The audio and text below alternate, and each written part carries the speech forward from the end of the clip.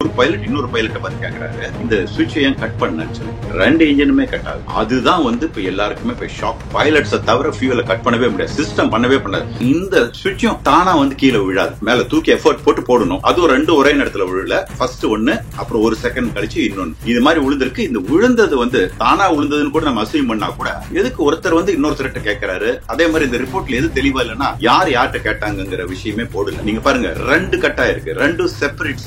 அது வந்து மேனுவலா தான் பண்ண முடியும், அதுல வந்து எலக்ட்ரானிக்கலா ஒண்ணும் பண்ண முடியாது. ஏன்னா இது வந்து அது மாதிரி எல்லாம் நடந்துடக்கூடாதுங்கிறதுக்காக தான் அந்த ஸ்ப்ரிங் லோட் கொடுத்திருக்காங்க. நீங்க வந்து ஒரு எஃபோர்ட் போட்டு தான் அதை பண்ண முடியும், பண்ணணும்னு நினைச்சுதான் பண்ண முடியும். இப்போ அவங்களுக்கு அன்பார்ச்சுனேட்லி என்ன ஆயிடுச்சுன்னா, இன்னும் ஒரு 200-300 அடி மேல இருந்து அந்த பில்டிங் இருந்தா கூட அது ஒன்ஸ் பவர் வந்திருந்ததுன்னா அந்த டிஸ்டன்ஸ் ஸ்டாப் ஆகி அப்புறம் கிளைம் பண்ண ஆரம்பிச்சிடும். ஒரு இன்ஜின் கூட போதும், 2 இன்ஜின் கூட தேவையில்ல. Very unfortunate. அந்த டைமிங் அப்படி அமைஞ்சு போச்சு. கரெக்டா அவங்களுக்கு வந்து அந்த ஸ்பேஸ் கிடைக்கல. செகண்ட்ஸ்ல வந்து அவங்க மரணம் வந்து உங்களுக்கு எல்லாரும் தெரியும். ஜஸ்ட் ஒன்ஸ் மேல போன உடனே பவர் இல்லன்னு ஆயிடுச்சுன்னு வச்சுக்கோங்களேன். பவர் தான் வந்து உங்களுக்கு ஹைட்ராலிக்ஸ் மற்ற எல்லா ஏவியானிக்ஸ் எல்லாம் இயக்குது. பவர் எல்லாம் பிளாக் அவுட் ஆயிடும்.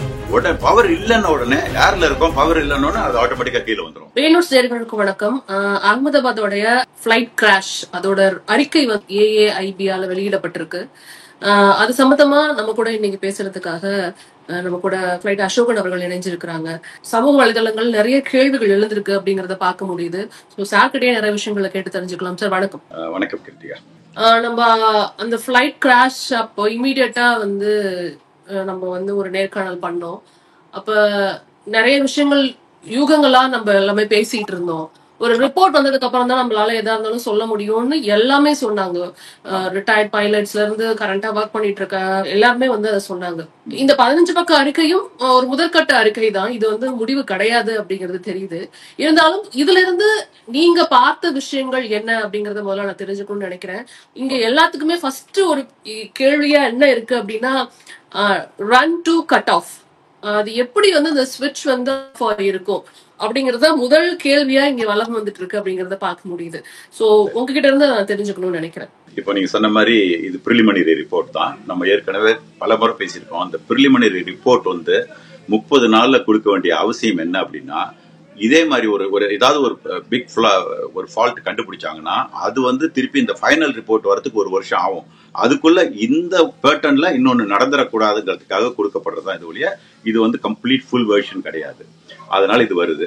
இப்ப நீங்க கேட்ட கேள்வியில பாத்தீங்கன்னா, முதல்ல நம்ம அனுமானங்கள் நிறைய வந்தது. முதல் நாள் பார்த்த உடனே power loss, 2 loss of power பார்த்தோம். ஏன்னா அப்படியே போற பிளேன் வந்து அப்படியே கீழே சிங்க் ஆயிட்டே போச்சு. அதுதான் அதுக்கு வந்து எந்த காரணமும் நம்மளால, ஏன்னா டியூயல் இன்ஜின் ஃபெயிலியர்ங்கிறது நடக்காதுன்னு எல்லாருக்கும் தெரியும். அதனால நம்ம என்ன நினைச்சோம்னா, ஒருவேளை பேர்ட் ஸ்ட்ரைக் ரெண்டுலயுமே சக் பண்ணிருக்குமா அந்த ஹட்சன் ரிவர் ஆக்சிடென்ட் மாதிரி கெஸ் பண்ணணும். ஆனா அதுக்கான எந்த ஆதாரமும் கிடைக்கல. அடுத்த நாள் அது இல்லைங்கிற பட்சத்துல வந்து அடுத்த நாளுக்கு அதே ஒப்பீனியன் மாறிச்சு. அப்புறம் வந்து ஒருத்தங்க வந்து அந்த பிளாப்ஸ் எல்லாம் இறங்கல, வீல் இறங்கிருக்கு அப்படின்னு சொல்லிட்டு அந்த தியரி கொண்டு வந்தாங்க. அதாவது பிளாப்ஸ் உள்ள இருந்திருக்கு, வீல் வெளியே இருந்திருக்கு, ஏதோ மாத்தி பண்ணிருக்கலாம் அப்படின்னு சொல்லிட்டு அதுவும் இல்லைன்னு ஆயிடுச்சு. அப்புறம் ஃபியூல் கண்டாமினேஷன், ஃபியூல் தான் வந்து காமன் டினாமினேட்டர் ஃபார் ரெண்டு இதுக்குமே. மற்றது எதுவுமே எல்லாம் செப்பரேட் தான், சாஃப்ட்வேர் செப்பரேட், எல்லாமே செப்பரேட்டா இருக்கு. அதனால ரெண்டும் ஆகிறதுக்கு ஒரே பாசிபிலிட்டி அதா இருக்குமான்னு பார்த்தாங்க. அதே மாதிரி 3ஆவது நாள் கண்டுபிடிச்சிட்டாங்க இன்ஜின் பவர் இல்லைன்னு. ஏன்னா கீழே அந்த ரேட்னு சொல்லிட்டு ரேம் அண்ட் டர்பைன் வந்துருச்சு. அதனால அது கண்டுபிடிச்சதுனால இது மாதிரி ஏதாவது ஃபியூல் கண்டாமினேஷன் இருக்குமா அப்படின்னு பார்த்தாங்க. இது மாதிரி நிறைய ஃப்ளோட் பண்ணிட்டு இருந்தது. ஆனா ஒண்ணு மட்டும் என்னன்னா, இப்போ கடைசியில இந்த பிரிலிமினரி ரிப்போர்ட்ல எல்லாமே வெதர்ல இருந்து எல்லாம் ரூல் அவுட் பண்ணிட்டாங்க. இப்ப சொல்லப்பட்ட எதுவுமே இல்ல, ஒண்ணு மட்டும் தான் ரூல் அவுட் பண்ணல. என்னன்னா லாஸ் ஆஃப் பவர், அது உண்மைதான். அது எப்படின்னு நான் உங்களுக்கு சொல்றேன். இது என்னன்னா, கரெக்டா வந்து பிளைன் வந்து பாருங்க, கிளம்பும் போது எல்லாமே பேராமீட்டர்ஸ் எல்லாம் பர்ஃபெக்டா தான் இருந்தது. டேக் ஆஃப் ரோலும் கரெக்டா இருந்தது. அந்த எவ்வளவு தூரத்துல எவ்வளவு ஸ்பீட் அச்சீவ் பண்ணுமோ அதுவும் பண்ணிச்சு. V1 அந்த VR அப்படிங்கிற கரெக்டா அந்த 155 நாட்ஸ்ல டேக் ஆஃப் ஆயிடுச்சு. அது என்ன ஸ்பீடு போகுமோ அது முடிய எந்த பிரச்சனை இந்த பிளாக் பாக்ஸ்ல இந்த டேட்டா ரெக்கார்டர்லயும் எதுவும் தவறா பதிவாகல.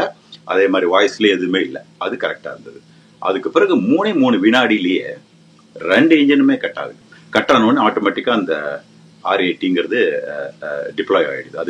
அது ஒன்ஸ் ஏர்போர்ன் ஆயிட்டு அப்புறம் பவர் வரலன்னா அது நேச்சுரல் ஆட்டோமேட்டிக்கா வந்துடும். இதை வச்சுதான் நம்ம எல்லாமே பண்ணணும். ஃபியூல் இது இன்ஜின் வேலை செய்யலாம். ஆனா இப்போ இந்த டேட்டா ரெக்கார்டர்ல வந்து நீங்க அநேகமா நிறைய பேர் தெரிஞ்சிருக்கும் இப்ப என்ன நடந்ததுன்னு சொல்லிட்டு அந்த சீக்வன்ஸ். இதுல ஒண்ணு வந்து என்னன்னா, நிறைய வேகா இருந்திருக்கு. அதாவது இது வந்து தவறான ரிப்போர்ட்லாம் கண்டிப்பா கிடையாது. ஏன்னா இதுல மத்த பாடி நம்ம ஏற்கனவே சொல்லியிருக்கோம், இந்த மாதிரி ஏஐபி கூட அவங்க கூட மத்த மேற்பார்வை இருக்குது, NTSB இருக்குது, போயிங் இருக்குது, அந்த அந்த என்ஜின் மேனுஃபேக்சரர் இருக்காங்க, அப்புறம் ஏஐபின்னு சொல்லிட்டு யூகே இது ஒன்று இருக்கு, ஏன்னா அவங்க சிட்டிசன் மேல பாதிச்சிருக்காங்க. ஸோ இவங்க எல்லாமே இவங்களுடைய மேற்பார்வை அதுல இருக்குது. அதனால இது வந்து கம்ப்ளீட்டா மாத்திலாம் சொல்ல முடியாது. ஆனா அந்த ரிப்போர்ட் வந்து இன்னும் கொஞ்சம் தெளிவா மோர் டிரான்ஸ்பரண்டா இருந்திருக்கலாம் அப்படிங்கிறது நிறைய பேர் கருத்து. என்னுடைய கருத்தும் அப்படிதான். என்னன்னா அந்த ஒரு கான்வர்சேஷன் மட்டும் தான் சொல்லியிருக்காங்க பைலட், ஏன் அதை கட் பண்ணு அப்படிங்கிற கேள்வி. இப்ப என்னன்னு சொல்றேன், அந்த சுவிட்சை சொல்றேன். இந்த சுவிட்ச் தான் மெயின் காஸ் ஆஃப் ஆக்சிடென்ட் வந்து நிக்குது. அதாவது இது ரெண்டு பாத்தீங்கன்னா நாப் மாதிரி இருக்கு பாருங்க, சின்ன நாபா ரெண்டு தெரியுதா? அது தெரியுது சார், தெரியுது. இந்த நாப் எப்படி வேலை செய்யும் அப்படின்னா ஆக்சிடென்டலா ஏன்னா அது வெரி இம்பார்ட்டன்ட் ஸ்விட்ச். ஏன்னா அதுதான் வந்து ஃபியூலை கட் பண்ணும், ஃபியூல் என்ஜினுக்கு கொடுக்கும். அது அந்த ஸ்விட்ச் அது ஆக்சிடென்டலா கைப்பட்டு பின்னால வந்துடக்கூடாது. ஏன்னா இந்த ஃபார்வேர்ட்ல முன்னால இருந்த பொசிஷன்ல இருந்ததுனால் அது வந்து ரன்னா ஃபியூல் போயிட்டு இருக்கு, என்ஜினுக்கு போயிட்டு இருக்கு. கீழே வந்து பின்னால கொண்டு வந்துட்டாங்களா கட். அது அதே மாதிரி அந்த பொசிஷன் இருக்கு. அப்ப தவறிதா கைப்பட்டு ஏதாவது ஆயிடக்கூடாதுங்கிறதுக்கு என்ன பண்ணிருக்காங்கன்னா, மோஸ்ட்லி ஏர்லைன்ல எல்லாம் அப்படிதான் இருக்கும். அந்த சுவிட்சை புல் பண்ணி மேல தூக்கி கொஞ்சம் எஃபர்ட் கொடுத்து 3 விரல் தேவைப்படும், 2 விரல் 3 விரல் அப்படி புல் பண்ணி அப்புறம் பின்னால் கொண்டு வரணும். ஏன்னா அது லாக் இருக்கு, இல்லாட்டினா ஏதாவது நடந்துரும் சொல்லிட்டு. இதுதான் மெக்கானிசம். 2 செப்பரேட் சுவிட்ச், 2 இன்ஜினுக்கு செப்பரேட் சுவிட்ச், எல்லாமே செப்பரேட் தான். இப்போ இந்த 3 செகண்ட்லயே ஃபர்ஸ்ட் அந்த நம்பர் 1 இந்த side right, I think right hand side சுவிட்ச் வந்து பின்னால போயிருக்குன்னா 2ல இருந்து கட் ஆஃப் ஆயிடுச்சு, ஃபியூல் கட் ஆஃப் ஆயிருக்கு. நம்பர் 2 உடனே ஒரே ஒரு செகண்ட்ல அதுவும் கட் ஆஃப் ஆயிருக்கு. 3 செகண்ட்ல இது டேக் ஆஃப் ஆகி 150 நாட்ஸ் தான் ரீச் பண்ணிருக்கு, 625 அடி போயிருக்குது. அதுக்குள்ள இம்மீடியட்டா கட் ஆன உடனே தான் உங்களுக்கு அந்த கீழே வந்து அந்த ராட் கீழே விழுந்துருச்சு, ஏன்னா பவருக்கு போயிடுச்சு. அப்ப அதனாலதான் ஹைட்ராலிக்கெல்லாம் வேலை செஞ்சிருக்காது. அப்புறம் செகண்டரி ஆயிடும். அதாவது பைலட்ஸுக்கு வந்து அப்புறம் ஏன் வீல் போகலங்கிற கொஸ்டின்லாம் இல்லை, ஏன்னா இப்போ கிரேவ் டேஞ்சருக்குள்ள போயிட்டாங்க. அப்ப செகண்டரி ஆயிடும். இப்போ இதுல என்ன பெரிய கன்ஃபியூஷன் கொடுத்துருச்சு எல்லாருக்கும் அப்படின்னா, ஒரே ஒரு கான்வர்சேஷன் வந்து வெளியே வந்திருக்கு இந்த ரிப்போர்ட்ல. என்ன ரிப்போர்ட் அப்படின்னா, ஒரு பைலட், அது எந்த பைலட்னு சொல்ல, அது கேப்டனா ஃபர்ஸ்ட் ஆபீசர்னு சொல்ல, ஒரு பைலட் இன்னொரு பைலட்டை பார்த்து கேட்கிறாரு, இந்த சுவிட்சை ஏன் கட் பண்ணன்னு சொல்லிட்டு. அதுதான் வந்து இப்ப எல்லாருக்குமே இப்ப ஷாக், ரியல் ஷாக். பதில் வந்திருக்கு. ஃபர்ஸ்ட் ஆஃப் ஆல் இந்த ஃபியூல் கட் ஆஃப்ங்கிறது எந்த மாதிரி சமயத்துல பண்ணுவாங்கன்னா, டேக் ஆஃப் சமயத்தில் கூட பண்ணலாம் சமயத்தில். அது வந்து 2 இன்ஜினுக்கு இல்ல, ஒரு இன்ஜின்ல பேர்ட் ஸ்ட்ரைக் இருக்கும், அல்லது இன்ஜின் ஃபயர் ஏதாவது வந்திருக்கும். அப்போ வந்து இமீடியட்டா ஃபியூல் கட் பண்ணலன்னா அந்த வந்து இன்னும் ஃபயர் அதிகமாயிடும், அல்லது பேர்ட் ஸ்ட்ரைக்களுடைய டேமேஜ் அதிகமாயிடும் சொல்லிட்டு அப்பதான் கட் பண்ணுவாங்க. வேற பைலட்ஸை தவிர ஃபியூலை கட் பண்ணவே முடியாது, சிஸ்டம் பண்ணவே பண்ணாது. சிஸ்டம்ல ஏதாவது ஒரு இஷ்யூ வந்ததுன்னா கம்ப்ளீட்டா வந்து அது கம்ப்யூட்டர் மேனேஜ் சிஸ்டம், அது வந்து ஓபன் பண்ணி விட்டுரும், ஃபுல்லா ஓட வைக்கும், ஒளி ஷட் பண்ணாது. அதான் நம்ம பைக்குக்கும் இதுக்கும் டிஃபரன்ஸ் இருக்கு. பைக்ல வந்து த்ராட்டில் கட் ஆயிடுச்சுன்னா உங்களுக்கு வந்து ஃபியூல் போறது கம்மியாகி ஸ்லோ டவுன் ஆகும். ஆனா பிளேன்ல இது சின்ன 2 பேர் உட்காந்து பழகிற விமானமா இருக்கட்டும், அல்லது 787 இருக்கட்டும், எல்லாம் ஒரே மெத்தட் தான். அதாவது அது ஒயர்ல வேலை போயும், இது வந்து கம்ப்யூட்டர் கண்ட்ரோல்டு வால்வு. அப்போ வந்து கம்ப்யூட்டர் என்ன பண்ணணும்னா ஆட்டோமேட்டிக்கா ஓபன் பண்ணிடும் ரெண்டுமே, சோ கட் ஆகாது. சோ எதுக்கு சொல்ல வரேன்னா, இது வந்து அதே மாதிரி இந்த சுவிட்சும் தானா வந்து கீழே விழாது. இது ஒருத்தர் மேல தூக்கி எஃபர்ட் போட்டு போடணும். அதுவும் 2 ஒரே நேரத்துல விழல, ஃபர்ஸ்ட் 1, அப்புறம் 1 செகண்ட் கழிச்சு இன்னொன்னு. இது மாதிரி விழுந்திருக்கு. இந்த விழுந்தது வந்து தானா விழுந்ததுன்னு கூட நம்ம அசைவ் பண்ணா கூட, இந்த எதுக்கு ஒருத்தர் வந்து இன்னொருத்தர்கிட்ட கேட்கிறாரு. அதே மாதிரி இந்த ரிப்போர்ட்ல எது தெளிவா இல்லைன்னா, யார்கிட்ட கேட்டாங்கிற விஷயமே போடல, ஒரு பைலட் இன்னொருத்தர் போட்டுரு. அப்போ ஆப்வியஸ்லா அவர் பார்த்துட்டு கேட்டாரா, அல்லது வந்து 3 செகண்ட்லயே வந்து பவர் போயிடுச்சுன்னு சொல்லிட்டு ரீசைக்கிள் அப்படின்னா என்னன்னா, ஆக்சுவலா சுவிட்சஸ் பின்னால கொண்டு வந்து கட் பண்ணிட்டு திருப்பி ஆன் பண்ணுவாங்க.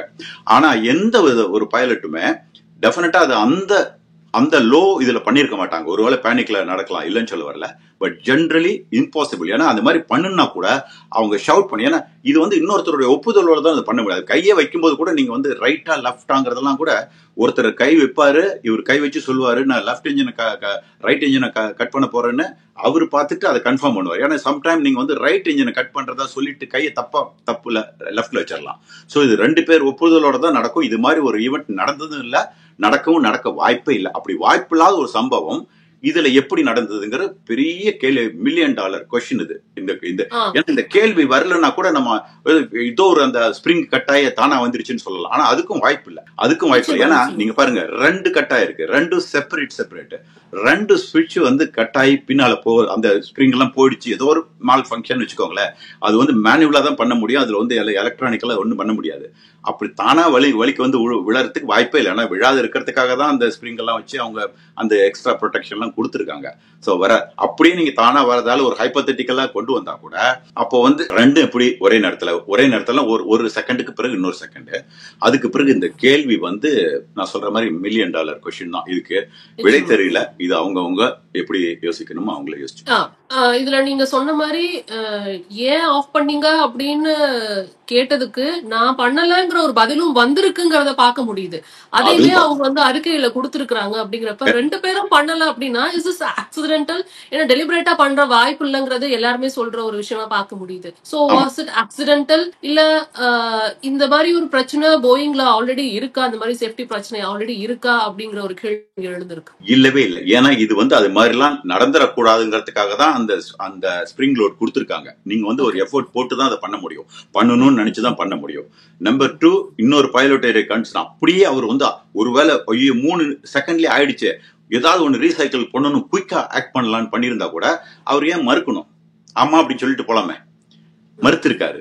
இது வந்து இன்னொரு கேள்விக்குரிய கேள்வி வந்து அதிகமாக்கிடுச்சு. இப்போ முதல்ல விட பிரிலிமினரி ரிப்போர்ட் வந்ததுன்னா கொஞ்சம் குறையும். நம்ம ஏற்கனவே இருக்கு, ஏன்னா இப்ப நிறைய விஷயம் ரூல் அவுட் பண்ணிடுவாங்க. இதுலயும் பாத்தீங்கன்னா எல்லாம் ரூல் அவுட் பண்ணிட்டாங்க.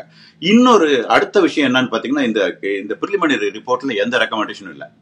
ஏன் அப்படின்னா அதுக்கு பிறகு இந்த கேள்வி கேட்டுட்டு அது கேப்டன் பண்ணாரா ஃபர்ஸ்ட் ஆபீசர் பண்ணாரா நமக்கு தெரியாது.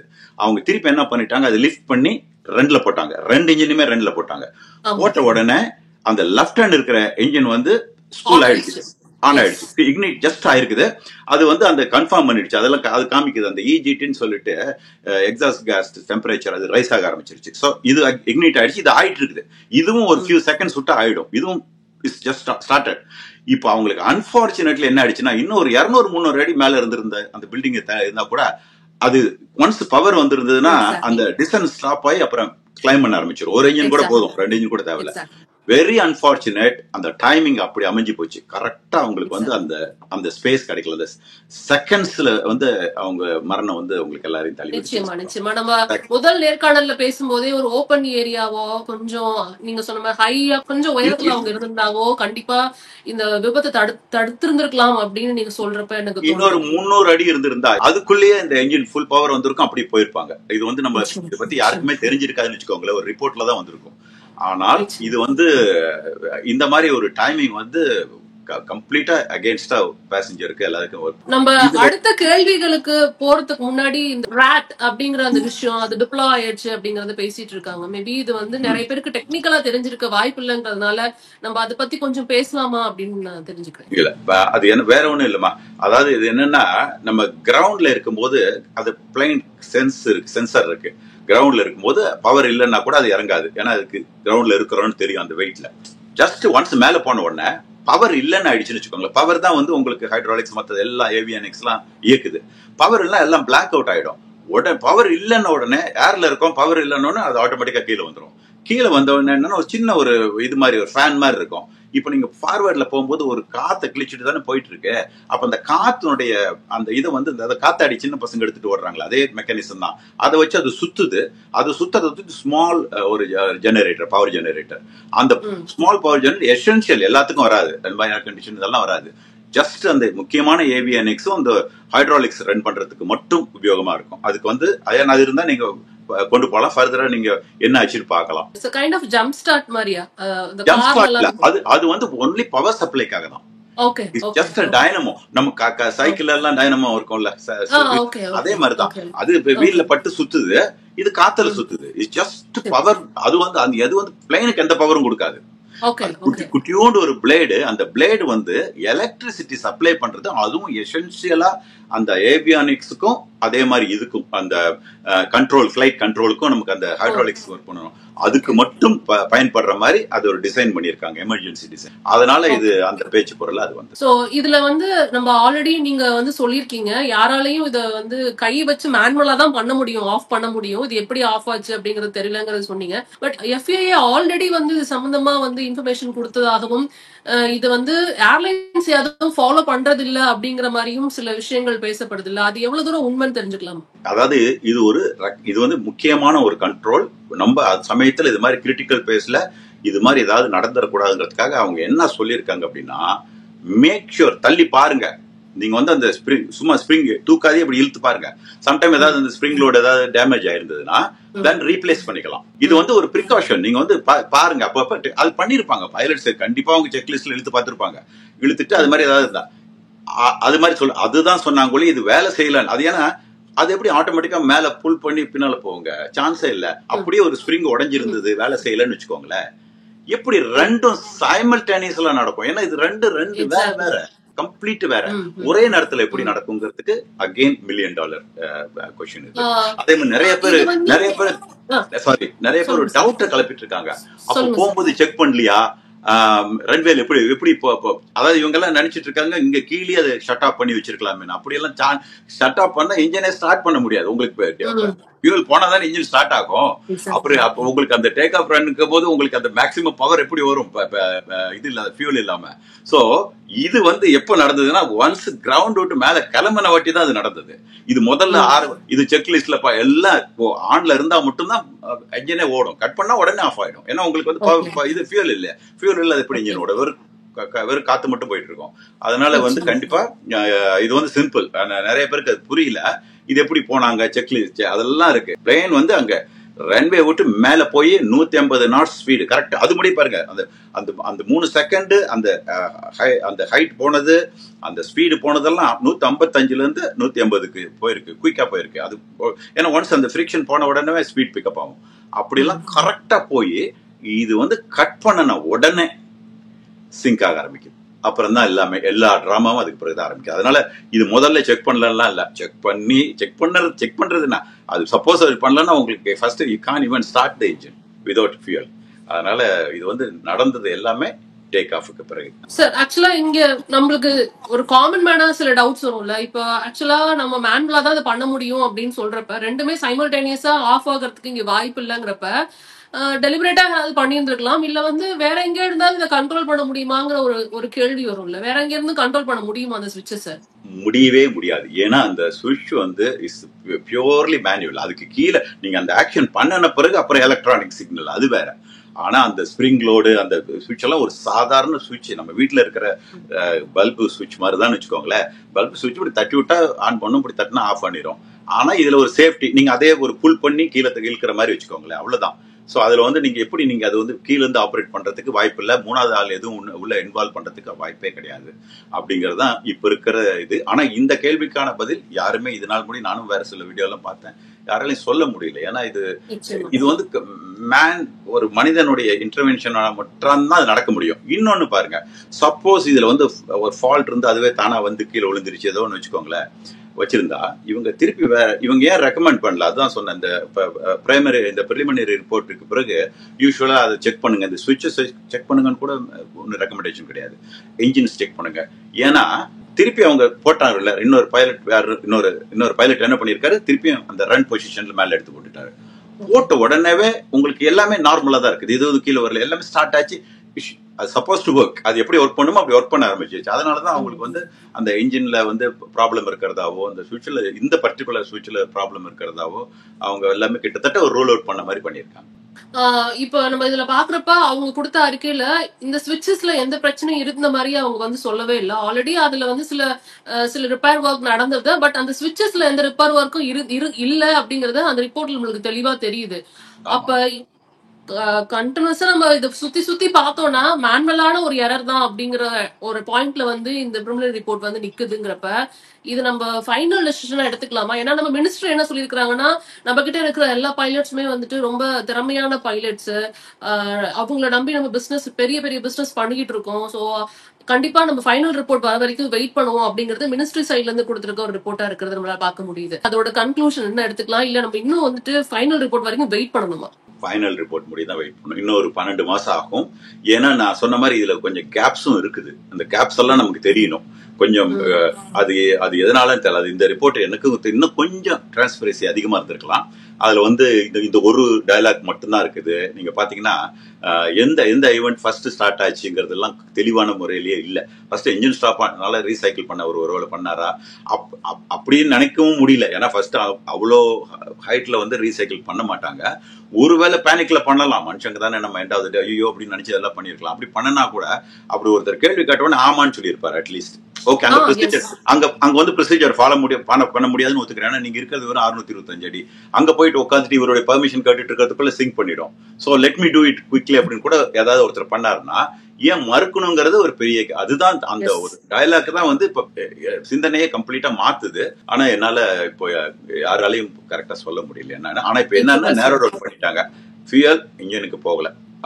இப்போ இந்த சேஃப்டி லாக் ஒர்க் ஆகலங்கிற மாதிரியான ஒரு விஷயம், அது வந்து டேஞ்சரஸா, இல்ல இது இந்த ஃபிளைட்ல மட்டும் நடந்த ஒரு விஷயமா, இல்ல வந்து இந்த டிசைன்ல இருக்கிற ஒரு பிரச்சனையா, இதெல்லாம் எல்லாத்துக்கும் தோண ஆரம்பிக்குது இது மாதிரி. ஏன்னா இந்த ஏர்கிராஃப்ட் வந்து உங்களுக்கு தெரியும் 14 கரெக்டா 14-15 வருஷமா பறந்துட்டு இருக்கு. Millions and billions of miles போயிருக்குது, மில்லியன்ஸ் ஆஃப் பேசஞ்சர் எடுத்துட்டு போயிருக்கு. இந்த மாதிரி அதாவது ஒரு சம்பவம் கூட இது ரிலேட்டட், இது மாதிரி சிமிலர் சம்பவம் கூட இதுக்கு முதல்ல இதுல நடந்தது இல்லை. அண்ட் 737லயும் சிமிலர் சுவிட்ச் தான் யூஸ் பண்றாங்க. அதுலயும் இல்லை இந்த சுவிட்சில் ப்ராப்ளம். அந்த FAA வார்னிங்கிறது வந்து ஒரு ஜெனரல் வார்னிங் தான். உங்களுக்கு வந்து வெரி இம்பார்ட்டன்ட் சுவிட்ச். ஸோ மேக் ஷுர் ஸ்ப்ரிங் ஆக்ஷன்லாம் கரெக்டா இருக்காங்கிற ஒரு செக்கிங் தான், வேற ஒண்ணும் இல்லை. நீங்க இழுத்து சப்போஸ் ஃபோர்ஸ் பண்ணி இழுத்தீங்கன்னா வந்துருச்சுன்னு வச்சுக்கோங்களேன், தட் மீன்ஸ் அந்த இது ஒர்க் பண்ணல, ஸ்ப்ரிங் லூஸ் ஆயிடுச்சு, இல்ல மேல போயிடுச்சு, ஏதோ சம்திங் மெக்கானிக்கல் ப்ராப்ளம். அது வந்து ஒரு ஒன் ஆஃப் த செக்லிஸ்ட்ல பண்ற மாதிரி செக் பண்ண சொல்லியிருக்கு. ஒரு அட்வைஸ் கொடுத்துருக்காங்களே, இதுல ப்ராப்ளம் இருக்கு. ப்ராப்ளம் இருந்தா உடனே மாத்திடுவாங்க. அது எல்லாம் அந்த மொத்த ஏர்கிராஃப்ட்லயும் அந்த சுவிட்சஸ் மாத்திடுவாங்க. அதுல ஏதாவது ரியல் இஷ்யூ வந்ததுன்னு வச்சுக்கோங்களேன், கண்டிப்பா மாத்திடுவாங்க. அதே மாதிரி நிறைய பேர் இது கவர் அப் அது இதெல்லாம் சொல்றாங்க, அதெல்லாம் பண்ண முடியாது. ஏன்னா இதுல நிறைய பாடிஸ் இன்வால்வ் பண்ணிருக்கு. அந்த டிரான்ஸ்கிரிப்ட் எடுப்பாங்க, இதுல வந்து மூடி எல்லாம் மறைக்கும். அதாவது இது வந்து மாத்தி சொல்றதோ அல்லது அதே மாதிரி இன்னொரு கருத்து வருது. இப்ப நான் போயிங் எம்ப்ளாயும் கிடையாது, எதுவும் கிடையாது. நான் போயிங்க்கும் சப்போர்ட் கிடையாது, ஏர் இந்தியாவுக்கும் சப்போர்ட் கிடையாது, அல்லது நம்ம பைலட்டுக்கு எதிரியும் கிடையாது. இது மாதிரி அதனால நான் யார் பக்கமும் நம்ம வந்து டிசிஷன் சொல்றது வந்து யாரை பேக் பண்றதுக்காக இல்ல. என்ன இது வந்து ஆக்சுவலா என்ன நடந்ததுன்னு மக்களுக்கு போய் சேரணும். நமக்கு தெரிஞ்ச உண்மைகளை மட்டும்தான் நான் சொல்லிட்டு இருக்கிறேன் ஒழிய நிச்சயமா அந்த மாதிரி எந்த ஒரு சைடு சார்ந்து இன்னொருத்தங்களை பேக் பண்ணணும் அது மாதிரி எந்த ஒரு அவசியமும் கண்டிப்பா யாருக்கும் இருக்குல்ல, எனக்கு இல்ல, நிச்சயமா இல்ல. அதனால நம்ம வந்து என்ன நடந்ததுன்னா இதுதான் நடந்திருக்குங்கிறதா சொல்ல முடியும். நம்ம இதுக்கு வந்து இதுல யாரையும் ப்ரொடெக்ட் பண்றதுக்கு ஒண்ணுமே கிடையாது. ஏன்னா இது ஃபைனல் ரிப்போர்ட் வரதே கூட கண்டுபிடிக்கிறதே நான் சொல்லியிருக்கேன். இது வந்து யாரையும் பாயிண்ட் அவுட் பண்றதுக்காக இல்ல. ஒரு தவறு நடந்தா அந்த தவறு ரிப்பீட் பண்ணாத பாத்துக்கிறது தான் மூலமா தான் இந்த ஏவியேஷன் இண்டஸ்ட்ரி அவ்வளவு வந்து சேஃப்டியை கொடுக்க முடியுது. அதனாலதான் நம்ம இன்னமும் சொல்லிட்டு இருக்கிறோம் அது சேஃபான ஒரு டிராவல்னு சொல்லிட்டு. அதனால இது கண்டுபிடிக்கிறவுடைய பர்பஸே வந்து அதுக்கு ஃபால்ட் கண்டுபிடிக்கிறதுக்காக இல்ல. அதனால நீங்க எல்லா விதத்திலும் அலசி ஆராயறதுல எந்த தப்புமே கிடையாது. ஆனா நம்ம வந்து இதுதான் உண்மைன்னு நம்ம இது ஆரம்பத்திலே நம்ம சொல்லல. இதெல்லாம் இருக்கலாம் தான் சொன்ன ஒழிய யாரையும் வந்து இதுல குற்றம் சாட்டுறதுக்கு இல்ல. அதே மாதிரி இந்த ரிப்போர்ட் வந்து அப்படியெல்லாம் மேனிப்புலேட் பண்ண முடியாது. ஃபைனல் ரிப்போர்ட்லயும் கண்டிப்பா பண்ண முடியாது. ஈவன் இந்த பிரிலிமினரில கூட குறைச்சு சொல்லியிருக்கலாம், இன்னும் கொஞ்சம் நல்லா, அவ்வளவுதான் பண்ண முடியும், மாத்தி எல்லாம் சொல்ல